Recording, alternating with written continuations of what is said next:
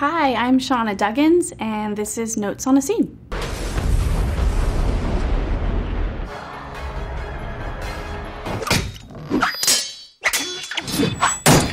I've been a stuntwoman for 18 years-ish, and then I've been coordinating for probably about 10 of those years. I've been a gymnast my whole life, so performing, flipping, anything with your body, that's just kind of been what I've been doing since I was 6. And then when I moved to LA, I went into a gym that had open gym, and there were all these stunt guys and a couple stunt women, and it was like, this is an actual career? You guys do this for a living? This is the coolest job ever.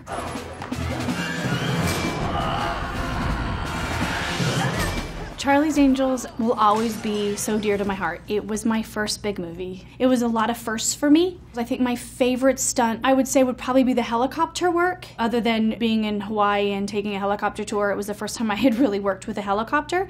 And luckily it was with Craig Hoskins as a pilot, who's amazing. I'm 20 years old and I'm being told, hey, just hang from the skid, drop down from your knees, catch Lucy's character, and you're safetied off by this. And then I think another one I'm really proud of would be, it's not as cool of a gag, but it was a big stair fall with Cameron and the bad girl, and it's because it's the first stair fall I had ever done. And they said, well, the only advice I can give you for a stair fall is just go as aggressive and hard as you can. Oh, okay. And they say, so now we're gonna build a platform, they're gonna jump off the platform, hit the top, and then they're gonna fall together down the stairs. It was built, and sure enough, the bell falls, we dive through the doors, hit the thing, and go down the stairs. It was the first, I would say, that wasn't a fight or gymnastics. It was the first stunt somebody said, be aggressive and go for it. Coordinating is a combination of the physical and the mental. You get to sit down with the director and with the creators, and you say, what's the vision you're trying to create with this? And then you come back and you figure out how to bring that fruition, to bring it to life, or you add to it and make suggestions and collaborate with everybody and find the best product.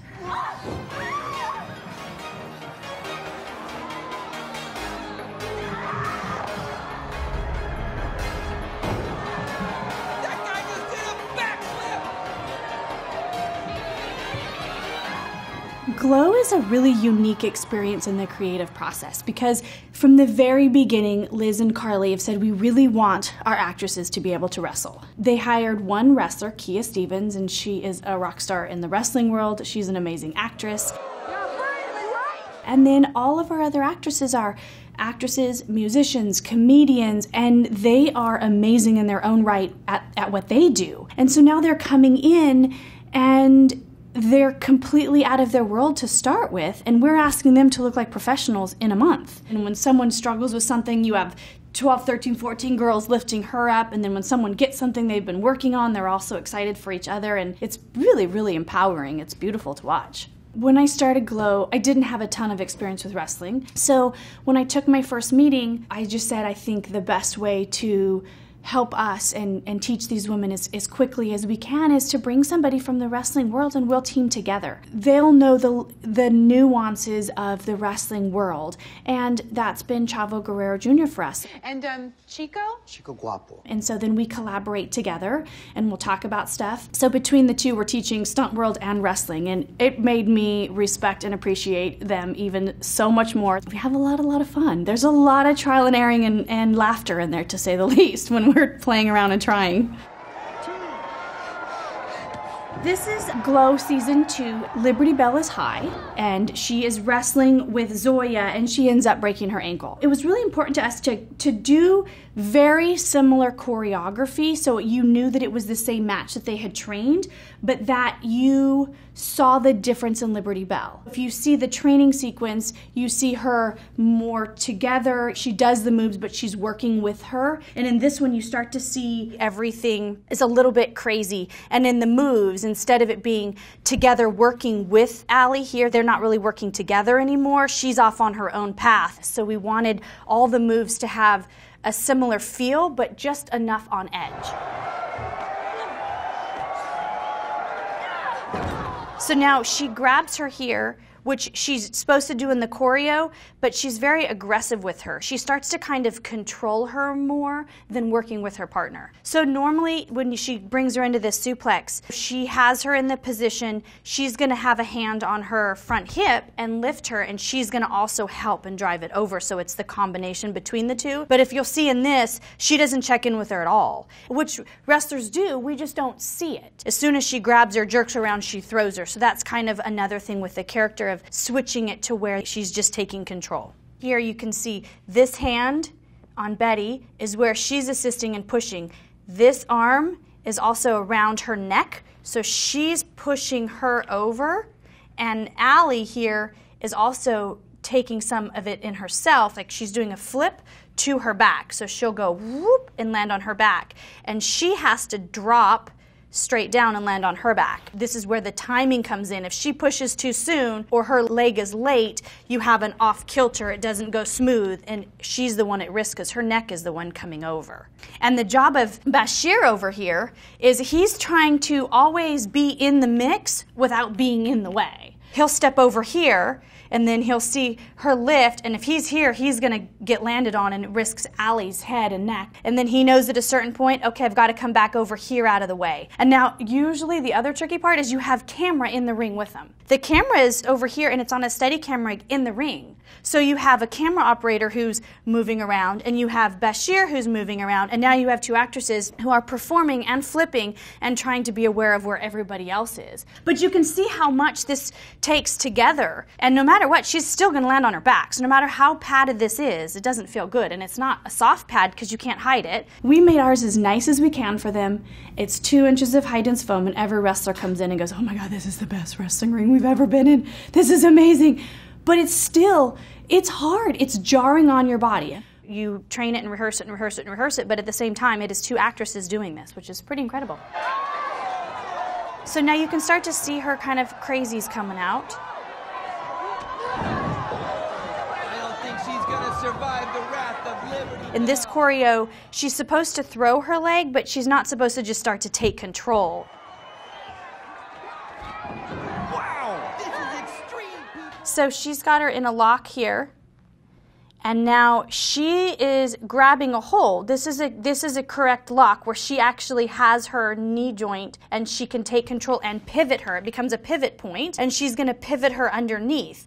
And Allie starts it and gives a good push at the beginning to help, but again, her head has to clear underneath and get in between her. So Allie has to help and clear herself to get her through. Allie's coming underneath, and you see her head clearing, and now she's spotting it. She's got her hands ready to land, and then Betty is stepping over her, but you also, don't want to step on her fingers, you don't want to kick her, so there's a lot going on between each other's legs and head. She's supposed to put her ankle in a lock and twist it to appear that she's hurting her, but she doesn't check in to make sure that they're okay. She's trying to check in on the bottom, and Liberty Bell is doing her own thing up on top and goes too far.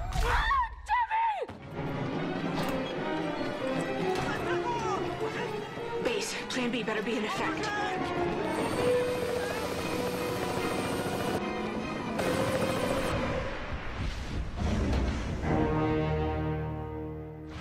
I think the building was 12 stories. Most people are like, well, what's below you? There was concrete below me. There was nothing there. So I am hooked to the helicopter. So there's a line there, which is, good and bad. If anything happens to the helicopter, I'm not getting away from it and getting clear. But if I miss the skid, it would just dangle below it. So we did the first 2. We put it about where I thought I could catch it. We caught it. I swung, and it was good. And then they said, we have that piece of the catch. Can we put it out farther so we can really see you stretch as far as possible? So I said, do you need me to catch it? And they said, if you can, great. If not, it's okay. We have that. So I put him out another few feet farther and just dove as far as I could. And I just caught it with my fingertips and then slipped under and then dangled below the helicopter. So he had to then come down, hover on the ground while they get me released, and then he can land. This is our finale episode of season 2, and we have the battle royale going. And then our guys come in because they want to save face, and they decide to wrestle them. So we have two professional wrestlers that come in, Chavo Guerrero Jr. being one, and you'll see Chavo and Betty, they'll start to communicate with each other because this, in theory, has never been rehearsed. This is on the fly. So what it's meant to do is to show that our actresses have escalated to the level at this point to be able to just jump in the ring and call moves to each other and have moves called to them and be able to be a teammate to them and to be an equal to him. And he is such a good wrestler that she's going to do her part and he's going to make her look amazing.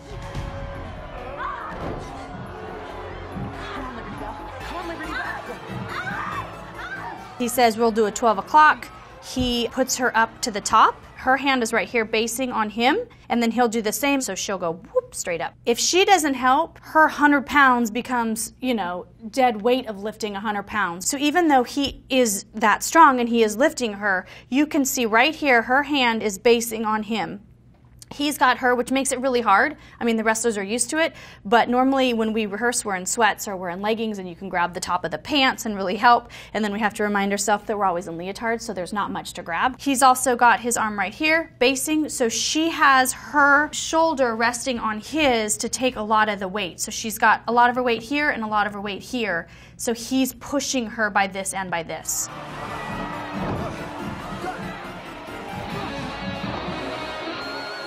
So we wanted a version of the head scissor, but knowing that we had the luxury to get to use Chavo and his amazing skills, we could enhance it a little bit. Betty now is the top portion of the head scissor, and we just added an extra spin and let her kind of fly like a bird. Like she just gets to own it and be Liberty Belle, and he now makes her look incredibly good. And now she's taken control and will flip him as she comes down. Whoop, down here, and he'll flip. So the power changes there from him being in control to her. I have faith that the U.S. and Mexican relations can only improve in the future. And Betty getting to just ham it up because Chavo will milk it as long as she needs. And this move, she did a version of this to Kia earlier in the season, so we've kind of wanted this to be her signature move where she goes, and salutes because she's our Liberty Belle. And you can see the combination. She had to commit blind, run in, half turn and commit and wrap her legs around something that she doesn't see with complete trust that he's going to grab her here. She drops down, pushes back up into this, and then she'll drop down and come into a pin move to him. I think the fun thing with Glow is you're not doing a fight scene where every move is life and death. With this, it is for fun. You have glitter and big hair and leotards, and I mean, look at these socks, and it's about the fun. It is about the show. So every move is about telling the story and making the show bigger and more fun and more interesting for the audience.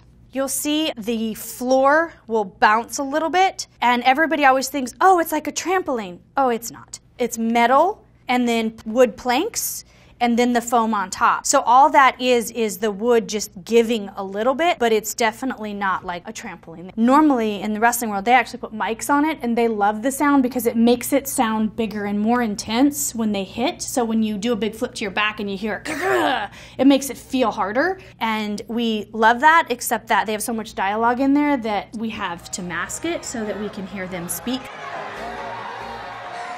I lose to a girl? Get my face on camera. What do you want to do? Think you can do a backflip? Sure, yeah, I can. So now you'll see when she gets up on him, she's going to communicate with him. Hey, can you do a backflip? She starts to talk, and she's hiding it. Meanwhile, the whole time she's performing, there's still that communication, which is, they do it in the ring with wrestling. You just don't see it all. Whether it's through, taps, whether it's through help, whether it's through talking.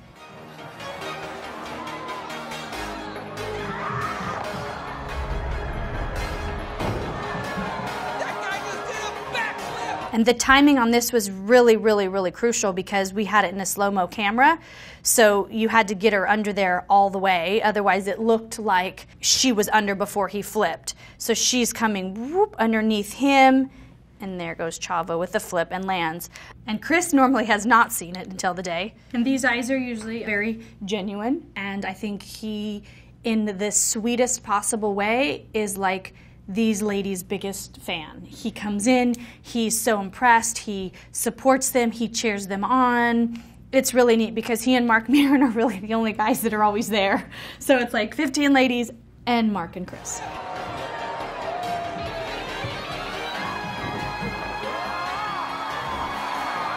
That's the same thing. It's the combination of she's lifting him, but he's also helping her. And she's back to the ladies. With any fight scene in wrestling being the same, you are only as good as your partner. So I can throw the best kick or the best punch, and if they don't sell a great reaction, I don't look very strong, and vice versa. On G.I. Joe, the first one, I was in a mocap suit because she's supposed to be invisible. I throw this kick to the stunt guy's head, and he sells this really great big reaction. Well, I stacked the kick. He did this big front three-quarter. The reaction was amazing. And then they said, we could see air. It doesn't work timing-wise. Shawn, I need you to really kick him. Okay, well, he's got headgear on. He'll be fine. So the camera's coming down. I kicked him. I pulled it, and I just got him at the tail end of the kick. He went, hunk. He went out for a second, and then he just dropped. And they come down and they're like, the kick was amazing. Your reaction was terrible. What happened to the reaction? And I was like, because he went out. I knocked him out. Cut to take 3. I said, I will stack the kick. They will never know. I'll watch the elevator. You can do the reaction. Because no matter what, when you're kicked hard, it takes a second for your brain to register it, so you're always a little late. So then he made me look incredibly strong. It's the same with the wrestling. She makes him look incredibly strong. Holy shit. I had worked with Quentin Tarantino first on Alias. He actually came and did a guest spot. I happened to be on Daredevil when they started Kill Bill, and Zoe Bell, who's amazing, doubled Uma a lot. And then I came in for the last fight sequence with Uma and David Carradine. They're on a patio. They both have swords. They're sitting in chairs, and the timing of when the chairs spin and the sword fight is, it's pretty cool.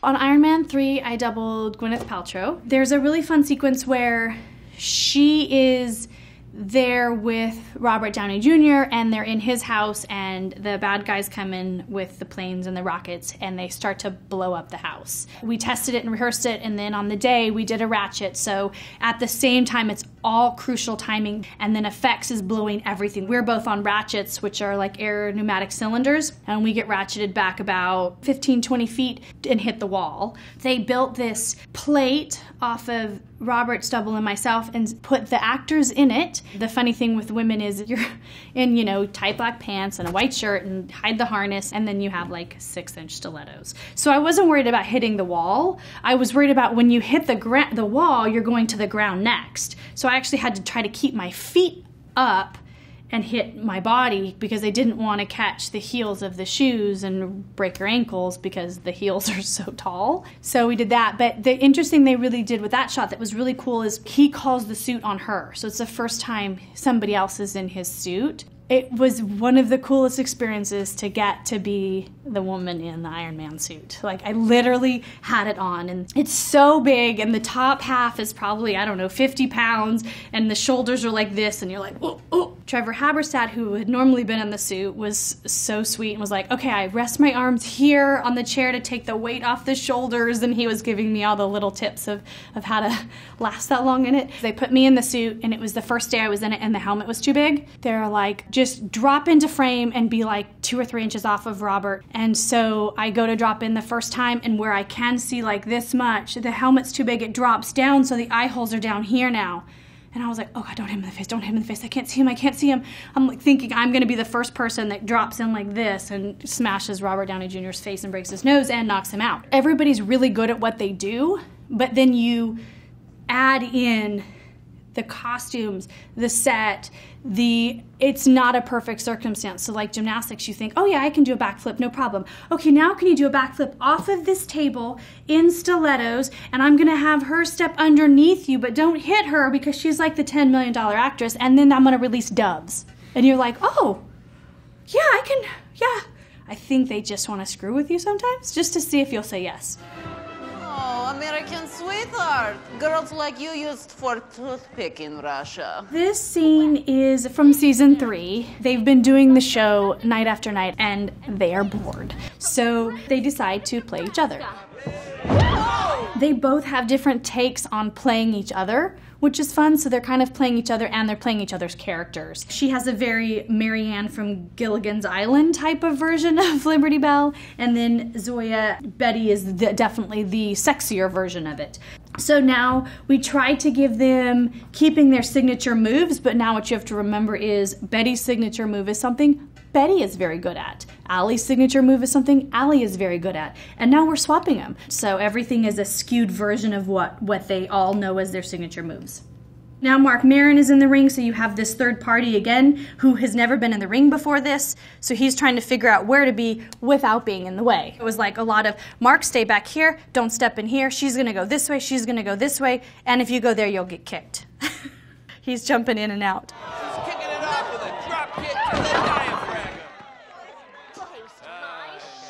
So again, she's selling to make her look strong, and in the first season we did an homage to that. We had the opposite where Betty had her foot up on her face. There is some boot.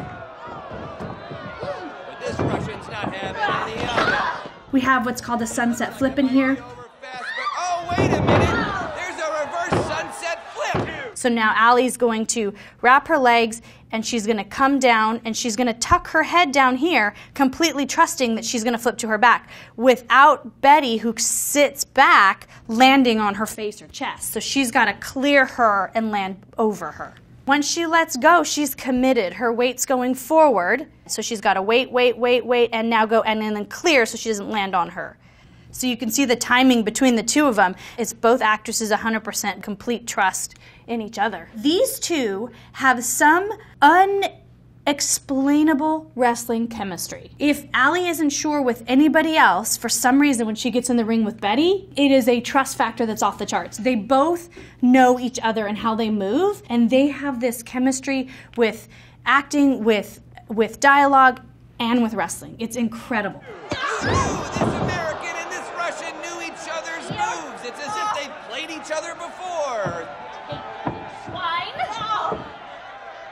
Normally, Zoya is the heel, You like my little slut ukulele? and Liberty Bell is the baby face. As Chavo would explain it, as the bad guy, as the heel, you want to be booed. If you are being booed, you are doing your job.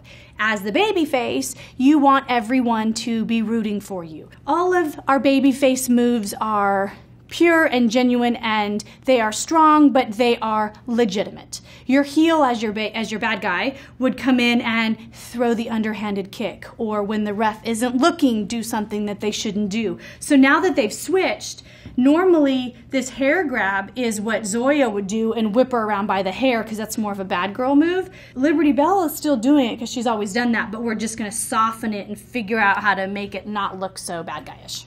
And then Betty's gonna just play her like a guitar. Such a dirty mouth. I hope my daddy isn't watching. Oh, darling, I'm your daddy now.